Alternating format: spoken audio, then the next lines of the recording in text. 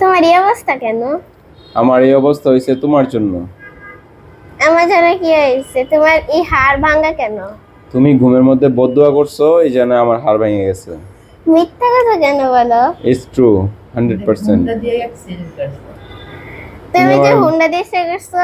ওই যে তুমি আমার বদদোয়া দিছো, পরে তোমার দেখতে আসতেছিলাম, পরে আমি হুন্ডা অ্যাক্সিডেন্ট করছি, এরপর থেকে আমার এই হাড়টা ভেঙে গেছে। আমি কি বলছি হুন্ডা চালিতে? ওই যে তুমি তো ওই যে বদদোয়া তো দিছো, হুন্ডা তো বলছো না চালানোর জন্য, কিন্তু বদদোয়া তো দিছো আমারে। আমি তো কোনো বদদোয়া দিই নাই। তো শুধু দিছো? হ্যাঁ। শুধু দিলে এরকম হয়েছে কি লেগা? আমি কি জানি, আল্লাহ তোমার এর উপর তো ভাগ্যে তুমি যদি রাখছে। আমার জন্য ভালো দোয়া করতা, তাহলে তো আমার এই অবস্থা হওয়ার কথা ছিল না। এখন এরকম হয়েছে কেন বলো তুমি আমারে। আল্লাহ তোমার ভাগ্যে রাখছে। আচ্ছা ঠিক আছে, ভাগ্যে যেহেতু রাখছে তাহলে তো হয়ে গেছে। এখন তোমার কাজ হচ্ছে আমার এটাকে ঠিক করে দেওয়া। আনকে আমি ডাক্তার নাকি? আমার কাছে টাকা আছে। তুমি না ডাক্তার হইবা? এটা সেটা অনেক বছর পর। ধরো এখন থেকে তুমি ডাক্তার।